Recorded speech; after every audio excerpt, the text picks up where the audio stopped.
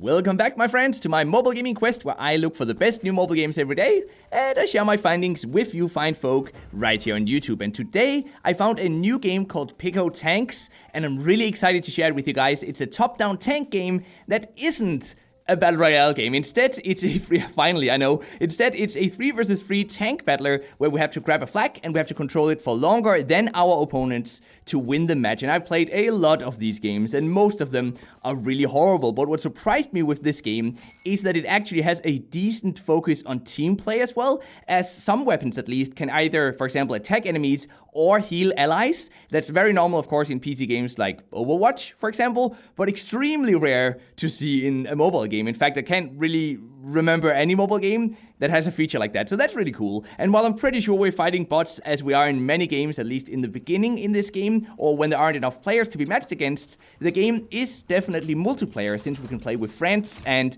obviously that would be impossible if it was all just fake multiplayer. So we're ready here, we're off to a good start, and so is this game, by the way. It's really polished, and I'm really liking the experience so far. So with the gun we're using right now, I can shoot 3 cannonballs, and we're just gonna do that right now to destroy the guy who had the flag. And now, wait, the flag has been dropped already again. We're gonna pick up the flag. There we go. Let's get out of here. Come on, come on, come on. Don't die. Yes. Okay.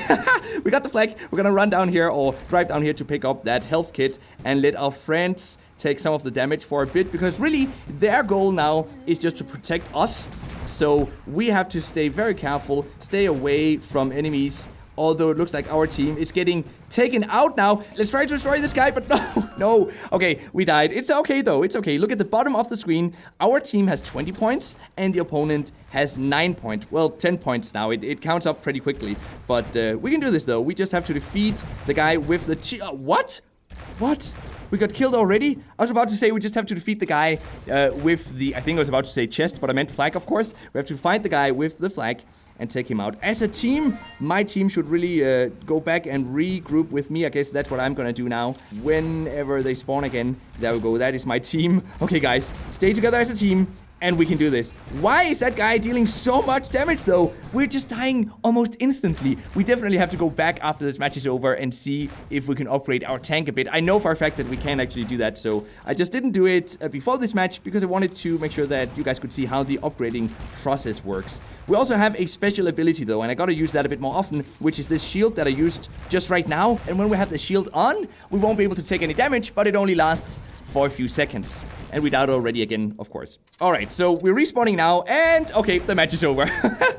Okay, I guess we got a defeat here. We lost this match. Now, when shooting in this game, by the way, we can either just tap the fire button, or we can tap and drag to fire in a specific direction. So for close quarter combat, when we're really in there, very close to the enemies, I just spam that fire button. But for longer distances, where the enemies will try to dodge our bullets, it actually makes sense to swipe and release to aim a bit in front of the direction we expect the enemy to be moving in. Alright, so even though we lost the match, we actually have a new chest that we can open up, and we're gonna get some blueprints. We got some for the shotgun here. We got some green panels, which is cool. Now we can start to customize our tank, and we got 50 coins. Now, we need these blueprints because this is how we unlock new parts for our tank. That's another really cool thing about this game, is that you don't actually unlock entirely new tanks. Instead, you unlock new parts for your tank. So, for example, right now we're saving up for this one, or well, we're trying to unlock this one, and the same goes for the top part, basically the gun of our tank.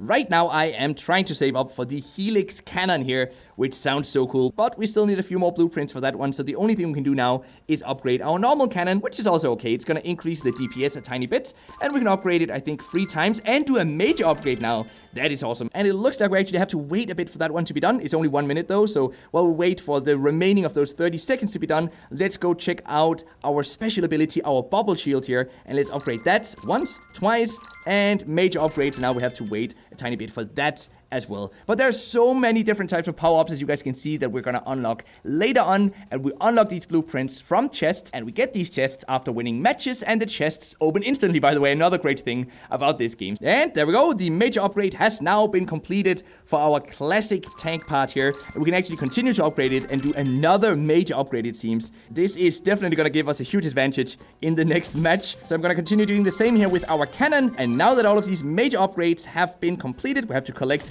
this bubble shield upgrade. Actually, let's go into another match where, as you guys can see, we can actually invite one of our friends already. Now, if you guys want to play with me, or he's busy, or she's busy, well, if you want to play with me, I will have left my friend invite code or my friend ID in a pinned comment down below this video. Let's go in all alone though in another match here. I don't have any friends to play with, it seems. Oh, hope you guys will play with me. I love the attention to detail in the level designs as well, by the way. The fact that there are small deers, or in some levels sheep, or even birds running around or flying around really makes the map come alive. Or as in this map where we actually have a train leaving every once in a while, it really makes the maps come alive. And I really like that. I also like the fact that they're small enough for this game to be really action-packed. Look at this, look at this, look at this. We're dying. Nope, we're not dying. We're surviving. And come on, come on. Let's take out this guy. No, guys. Okay, hey, listen. We're gonna get our revenge soon enough. The enemy has dropped the flag, and now they picked it up again already. Oh man. Alright. The matches also stop after a few minutes, by the way, in case no team gets to the required amount of points. The match just stops after, I think, just about 2 minutes on the clock. And that's, of course, also great because this is a mobile game, and these short matches have two advantages. First of all, it's a great fit for mobile, in my opinion. It helps ensure that even though two teams are very equal in strength, the level doesn't have, or the match doesn't have to be completely dragged out. And also, it means that matchmaking is easier. Because, of course, if the matches each take 15 minutes, 20 minutes, then it's going to take a lot longer before people are ready to be matched again. And that makes matchmaking more difficult.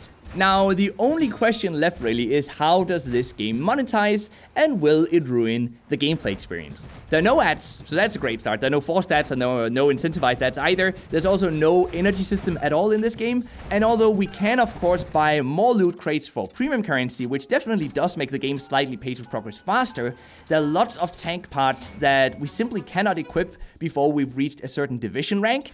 So at least, even though, let's say theoretically, we went in and spent $1,000 on this game, a lot of real-life money poured into this game, then we wouldn't be able to get parts, or maybe we would get parts, but we wouldn't be able to use parts of higher divisions before we actually play enough to get into those divisions. And that, of course, helps equalize the playing field a bit so that the paying users don't have too big of an advantage versus the free users, or put it another way, it gives us free players a chance to actually grind the gear that the paying users also have. So, although you can pay to progress faster, it seems like the monetization system is much more relaxed and more fair than in the vast majority of other mobile games out there. And as long as the game stays fair with its matchmaking as well, this could easily become one of the best top-down tank games that isn't a battle royale game, so of this genre. I would love to see more game modes though. Hopefully that's going to be added. I'm pretty sure it will be added eventually as this game grows. But let me know what you think about Pico Tanks though, and if you want to play with me, remember that my friend code can be found down below this video. So now let's get into the mobile gaming news of the day, which is that Coin Masters was the top earning mobile game